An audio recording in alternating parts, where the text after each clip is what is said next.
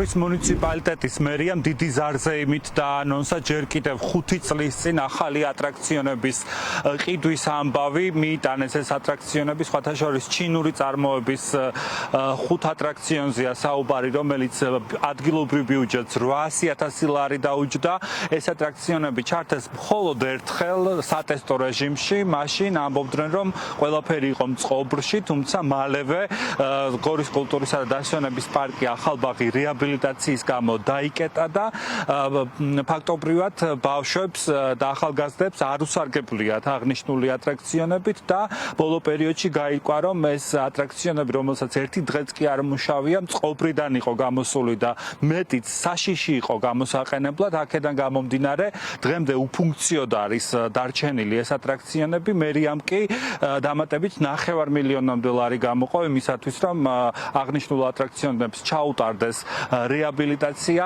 ოპოზიცია და სამოქალაქო საზოგადოება კი ამბობს, რომ როგორც მინიმუმ სახეზე არის ბიუჯეტის არამისდომრივად გამოყენება, რომელიც არის დაუდევრობით გამოწვეული, რადგან მათთვის გაუგებარია, როგორ ან რა გარემოებებში გაფუჭდა ერთიანად 5 ატრაქციონი, მაშინ როდესაც საერთოდ არ უმუშავია ამ წლების განმავლობაში, იყო უფუნქციოდ და აქედან გამომდინარე გაუგებარია ეს ფაქტი, თუ რას ემსახურება კიდევ დამატებით 500,000 ლარის გამოყოფა ამ ატრაქციონების რეაბილიტაციის მოტივით.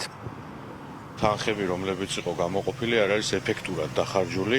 საუბარი იმაზე, რომ ატრაქციონების მიმართულებით არის პრობლემები, ერთია, მაგრამ მეორე სერიოზული პრობლემა არის ის, რომ ეს სკვერი, რომლის რეაბილიტაციაც მოხდა და რომელზეც 15 მილიონზე მეტი არის დახარჯული, უნდა ჩაბარებულიყო 2021 წელს და 2024 წელსაც კი არაოფიციალურად გაიხსნა. რაც შეეხება უშუალოდ ამ ატრაქციონებს, ატრაქციონები ჩამოიტანეს, იყიდეს, დადგეს და ერთი დღეც არ უმუშავია ამ ატრაქციონებს, ისე გაფუჭდა, ისე დალპა. არამიზნობრივი ხარჯვა არის ყველაზე მსუბუქი ნათქვამი იმისა, რაც ასახავს სისტემურ დანაშაულს, რომელსაც განგრძობადი ხასიათი აქვს. მუნიციპალიტეტში, სადაც ყავს უამრავი მშიერი ბავშვი, სოციალურად დაუცველი ოჯახები, 12 მილიონ ლარზე მეც ხარჯავს ადგილობრივი ხელისუფლება იმ პარკის გაკეთებაში, რომელიც საბოლოოდ არის საფრთხის შემცველი ბავშვებისათვის. და კიდევ ერთი პარადოქსი ის არის, რომ ხედავთ 800,000 ლარად შეძენილ ატრაქციონებს, რომელიც უკვე ხედავთ, რომ გაფუჭდა ეს ატრაქციონები და ახლა 500,000 ლარი იხარჯება მათი რეაბილიტაციისათვის. ახალბაღის პროექტი არის ერთ-ერთი მაგალითი იმისა, რომ პირველი ქართული ოცნების ხელისუფლება ფულს იპარავს ბიუჯეტიდან, სპეციალურად უხარისხოდ შესრულებულ სამუშაოებს იბარებს და ხელს აწერს იმაზე, იმიტომ რომ ფული მიითვისონ ბიუჯეტიდან და მეორეს მხრივ ის, რომ ბავშვების სიცოცხლე და მათი უსაფრთხოება არაფრად არ მიაჩნიათ.